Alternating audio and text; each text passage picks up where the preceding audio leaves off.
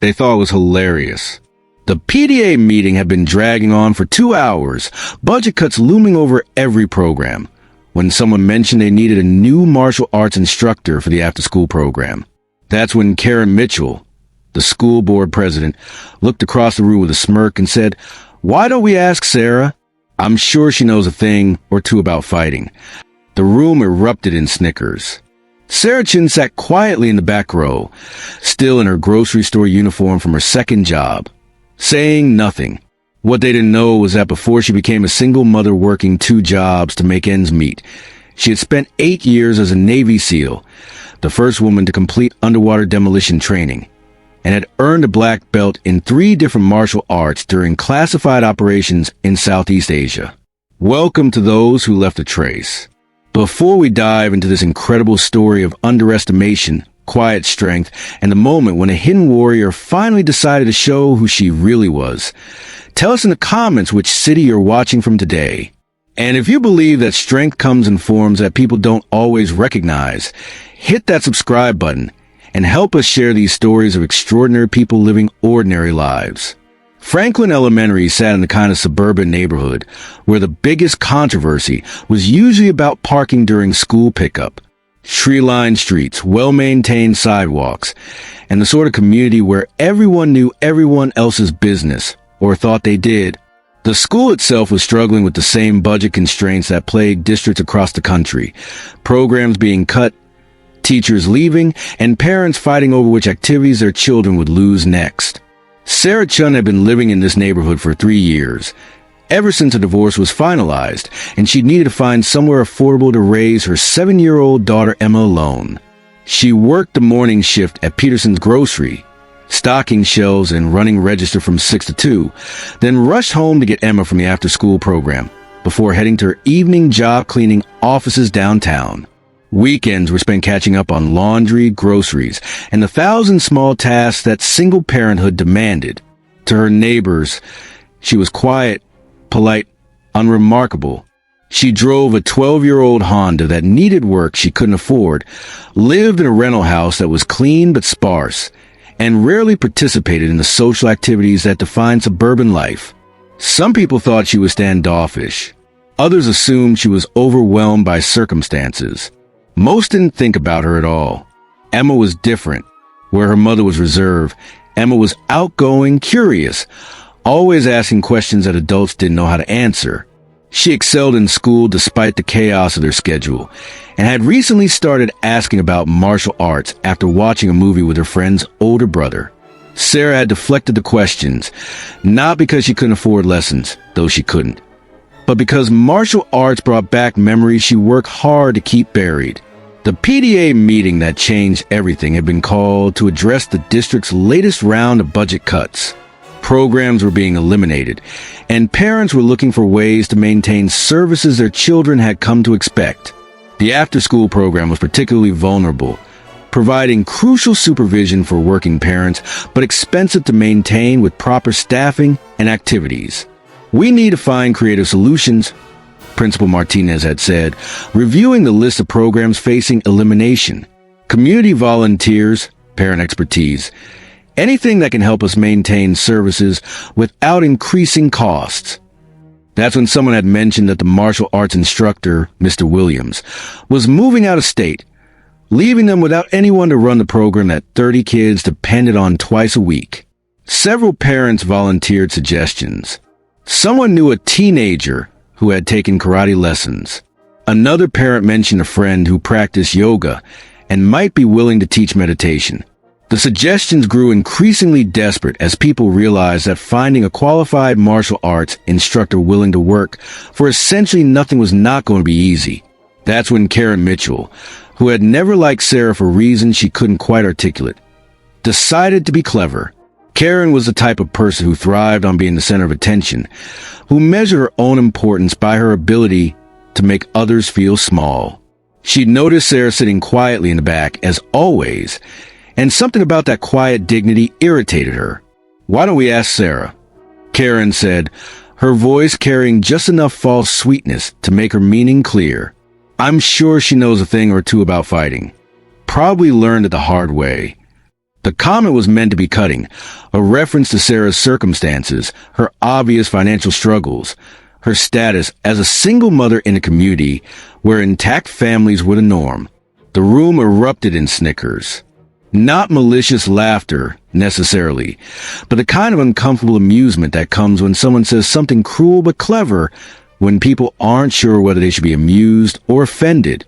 A few parents looked embarrassed by Karen's comment, but no one spoke up to defend Sarah or suggest that the joke had gone too far. Sarah sat in the back row, still wearing her Peterson's grocery polo shirt, because she comes straight from work, listening to the laughter with the kind of patient stillness that people mistook for passivity. She could feel the weight of 30 pairs of eyes on her, waiting to see how she would react to being made into the evening's entertainment. What they didn't know, what none of them could have known, was that before she became a single mother working 2 jobs to make ends meet, before she became the quiet woman in the back row who never caused trouble, Sarah Chen had been Petty Officer First Class Sarah Chen, Naval Special Warfare, one of the first women to complete the grueling selection process that fewer than 20% of male candidates survived. She had spent 8 years in units that didn't officially exist, conducting operations in countries that weren't supposed to have American military presence. She had earned black belts in 3 different martial arts systems during extended deployments, where understanding local fighting techniques meant the difference between mission success and international incidents. She had trained with Special Forces units from 6 different nations, learning techniques that weren't taught in civilian dojos because they were designed not for sport or self-defense, but for situations where failure meant death. But sitting in that elementary school cafeteria, surrounded by parents who saw her as little more than entertainment, Sarah made a decision that would change everything for everyone involved. She stood up slowly, not with the theatrical flourish that Karen had probably hoped for, but with the controlled movement of someone who had learned to conserve energy until it was needed. The laughter died gradually as people realized she was actually going to respond. "I'd be happy to help with the martial arts program," Sarah said, her voice calm and clear, carrying easily across the room without needing to be raised. "When would you like me to start?" The silence that followed was different from the earlier laughter. It was the kind of silence that comes when people realize they may have misjudged the situation, when the target of their amusement responds in a way they hadn't expected. Karen looked confused, as if her joke had somehow backfired without her understanding how. Principal Martinez, sensing an opportunity to solve a real problem, jumped in quickly. "That's very generous of you, Sarah. Do you have experience with martial arts instruction?" Sarah's smile was small and controlled. "Some. I think I can manage teaching basic techniques to elementary school children." And just like that, the joke became reality. Karen had intended to embarrass Sarah, to highlight her perceived inadequacies in front of the community. Instead, she had accidentally volunteered Sarah for a role that would allow her to do something she hadn't done in 3 years, be herself. The first class was scheduled for the following Tuesday.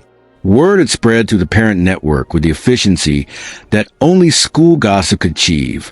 Some parents were curious to see how the quiet grocery store clerk would handle a room full of energetic children. Others were concerned about safety, wondering what qualifications Sarah actually had beyond Karen's sarcastic suggestion. A few parents had done enough research to discover that Sarah was a veteran, though the details of her service remained unclear. Military records, especially for special operations personnel, were not easily accessible to civilian curiosity. But the fact that she had served at all lent some credibility to her willingness to take on the instructor position. Sarah spent the weekend preparing, not by researching curriculum or ordering equipment, but by deciding how much of herself to reveal.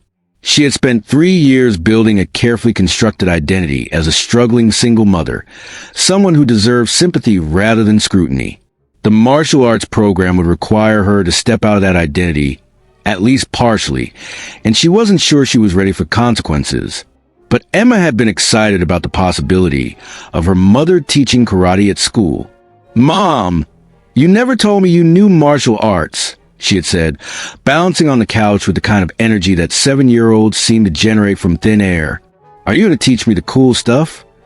Sarah had smiled at her daughter's enthusiasm while carefully not answering the question directly. The cool stuff she knew was not appropriate for children or for anyone who wasn't preparing for combat operations in hostile territory. But there were modified versions, techniques that could be adapted for self-defense and physical fitness, ways to share some of what she had learned without revealing how or where she had learned it. Tuesday afternoon arrived with a kind of nervous anticipation that surrounded school performances and parent conferences. The multipurpose room had been cleared of its usual tables and chairs, leaving an open space with mats borrowed from the physical education department. 30 children ages 6 to 12 sat in a rough circle, chattering excitedly about what they thought karate class would be like. Several parents had found reasons to linger, ostensibly helping with setup, but actually waiting to see how Sarah would handle her first class. Karen Mitchell was there, of course, probably hoping to witness a disaster that would justify her original comment. Principal Martinez was present as well, partly for liability reasons, and partly out of genuine curiosity about whether this arrangement would actually work. Sarah entered the room wearing black workout pants and a plain gray t-shirt, her hair pulled back in a practical ponytail. She looked nervous, which satisfied some of the watching parents who had expected her to be out of her depth. What they didn't recognize was that her nervousness had nothing to do with teaching martial arts to children, and everything to do with the possibility that she might reveal more about herself than she intended. "Good afternoon, everyone," she said, her voice carrying easily across the room despite its conversational volume. "My name is Ms. Chen, and I'm going to be your martial arts instructor. Before we begin, I want to establish some ground rules." She paused, looking around the circle of young faces, all focused on her with the kind of attention that children gave to new experiences. "First, we bow when we enter and leave the practice area. It's a sign of respect for the space and for each other. Second, you never use what you learn here to hurt someone unless you're protecting yourself or someone else from real danger. And third, if I tell you to stop, you stop immediately. No exceptions." The children nodded solemnly, impressed by the formality and seriousness of her tone. They had expected someone who would be tentative, apologetic, maybe a little overwhelmed by the responsibility of managing 30 kids in a new activity. Instead, they were seeing someone who clearly knew what she was doing, who commanded attention without raising her voice or making threats. "Now," Sarah continued, "let's start with a bow. What happened next would be remembered by everyone present for years afterward." Sarah demonstrated the proper martial arts bow. Not the casual nod that most people associate with karate movies, but the precise, respectful gesture that carried centuries of tradition behind it. Her form was perfect, economical, executed with the kind of unconscious competence that comes from thousands of repetitions. But it was what came after the bow that made the watching parents realize they had seriously underestimated the woman they thought they knew. Sarah began with basic stances, showing the children how to stand in ways that provided balance and stability. Her demonstrations were flawless, her explanations clear and age-appropriate, her ability to maintain control over 30 excited children effortless. But more than that, she moved with a kind of fluid precision that spoke of training far beyond what civilian martial arts schools typically provided. When 8-year-old Marcus asked if she could break boards like in the movies, Sarah smiled and walked to where the maintenance staff had left a stack of thin plywood sheets for a classroom project. She selected one, held it properly, and executed a simple hand strike that split the wood cleanly in half with a sharp crack that made several children jump and applaud. "Board breaking is about focus and technique, not strength," she explained, as if splitting wood with her bare hands was the most natural thing in the world. With proper form, even small people can generate tremendous force. But it takes practice and discipline. When 10-year-old Jessica stumbled during a basic stance exercise and started to cry from embarrassment, Sarah knelt beside her with a gentleness that contrasted sharply with the competence she had just displayed. "The most important part of martial arts isn't being perfect," she said quietly. "It's getting back up when you fall down and trying again. Everyone falls. What matters is what you do next. By the end of the 45-minute session, the children were exhausted, exhilarated, and completely captivated by their new instructor. They had learned basic stances, simple blocking techniques, and the fundamental principle that martial arts was about discipline and respect as much as physical techniques. More importantly, they had experienced something that most of them had never encountered before: an adult who commanded absolute respect through competence rather than authority, who could be gentle and fierce at the same time, who clearly knew far more than she was revealing. The parents who had stayed to watch were quiet as they collected their children. The jokes and skeptical comments that had characterized the previous week were notably absent. Karen Mitchell left without speaking to anyone, her earlier confidence replaced by the uncomfortable realization that her attempt to embarrass Sarah had backfired in ways she was still trying to understand. Principal Martinez approached Sarah as she was cleaning up the borrowed mats. "That was impressive," he said simply. "The children responded to you better than I've seen with any instructor we've had. Where did you learn to teach like that?" Sarah's answer was carefully neutral.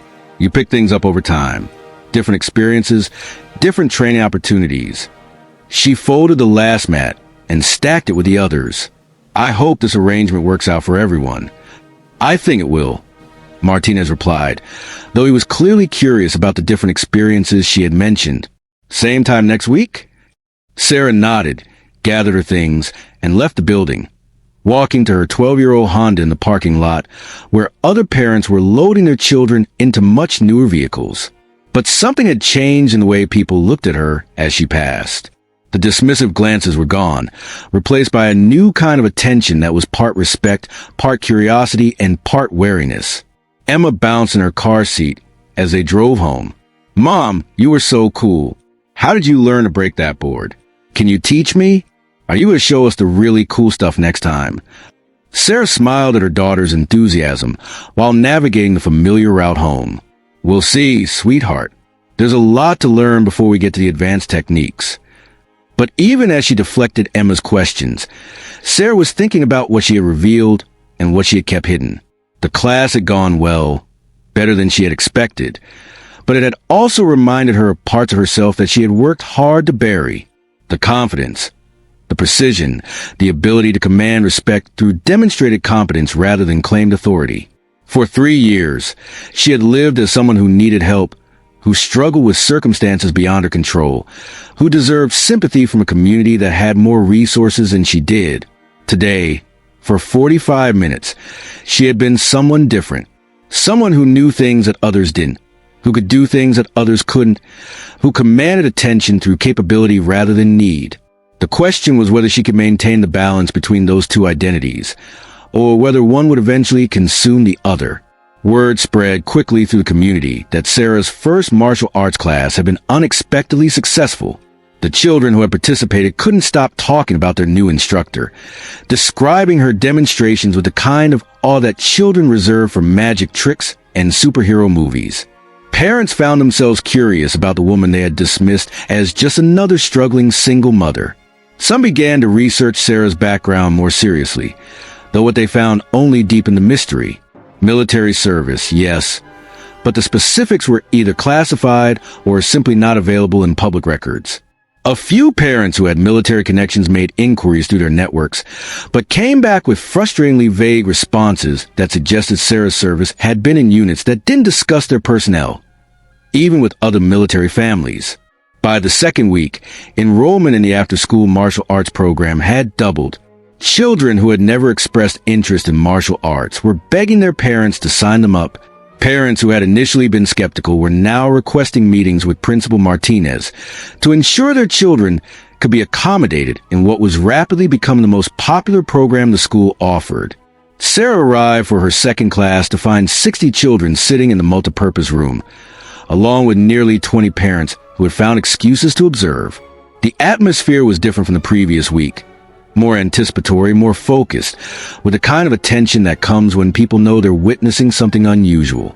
"We have some new students today," Sarah said, scanning the enlarged group with the same calm assessment she had used the previous week.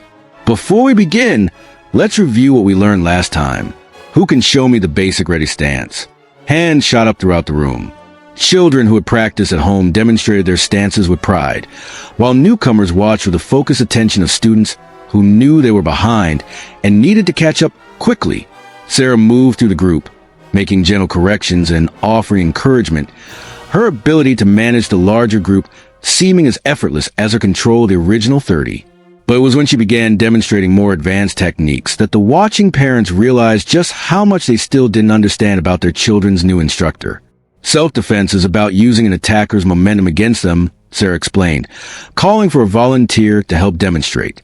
12-year-old David, one of the bigger kids in the program and something of a class clown, stepped forward with the confidence of someone who had never met an adult he couldn't challenge.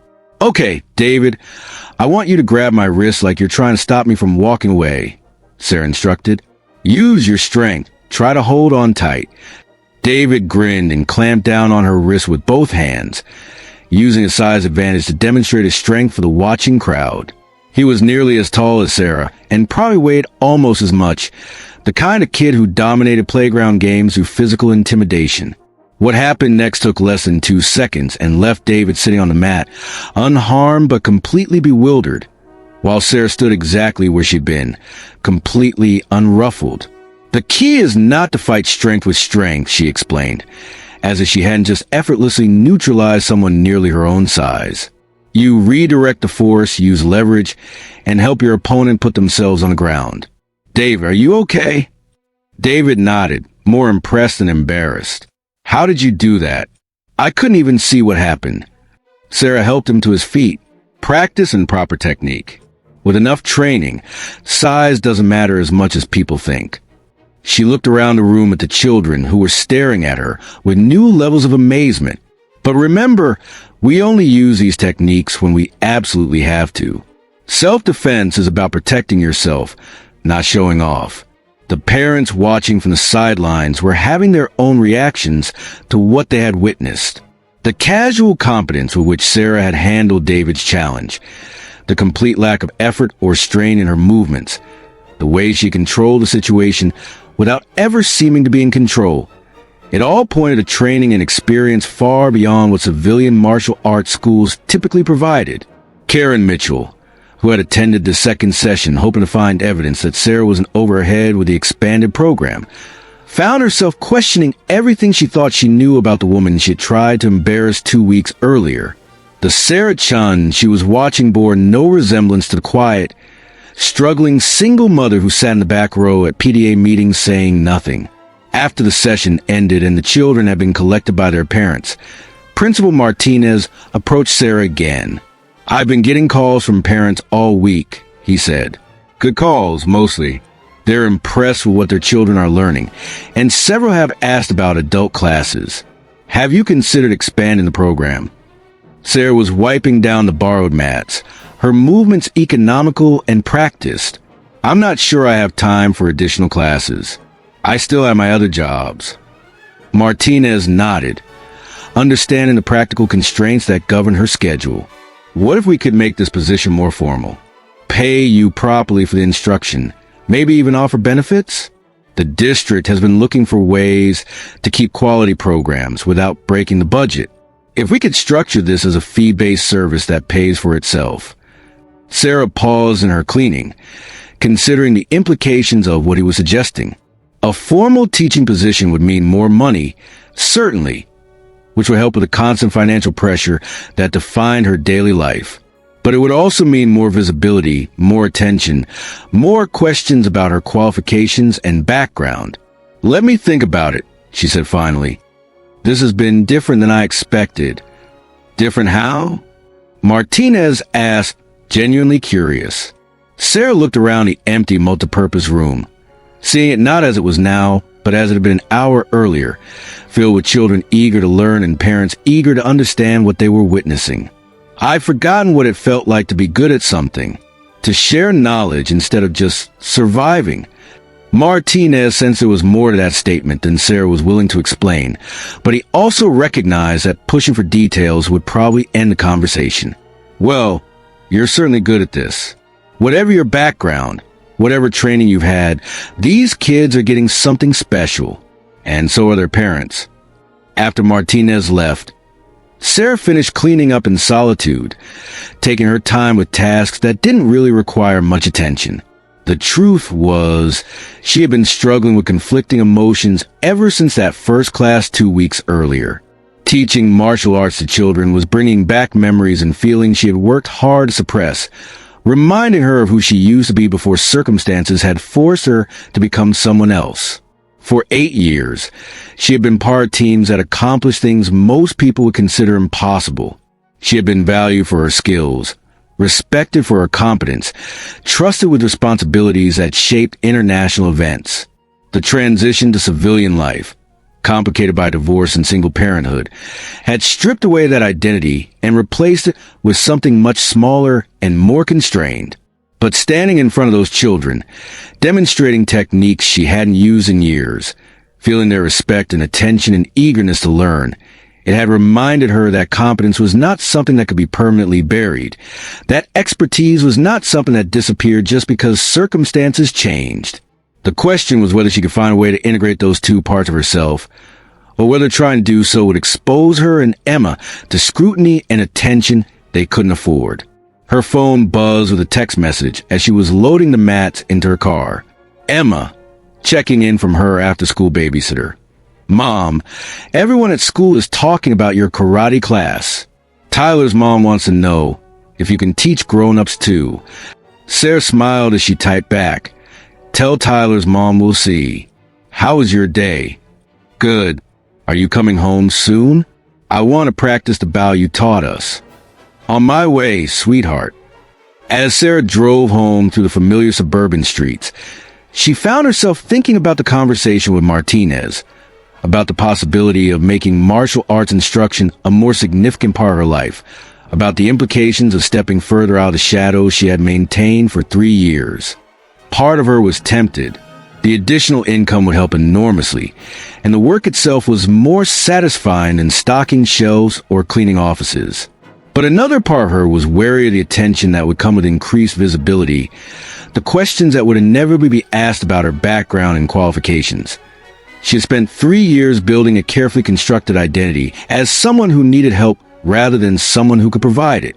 The martial arts program was forcing her to step outside that identity, and she wasn't sure she was ready for all the consequences that might follow. But Emma's excitement about her mother's new role, the children's obvious enthusiasm for learning, and her own rediscovered sense of competence were all pointing toward a decision that she hadn't expected to face when Karen Mitchell had made that sarcastic comment 2 weeks earlier. The joke had become something real. The question was whether Sarah was ready to become real along with it.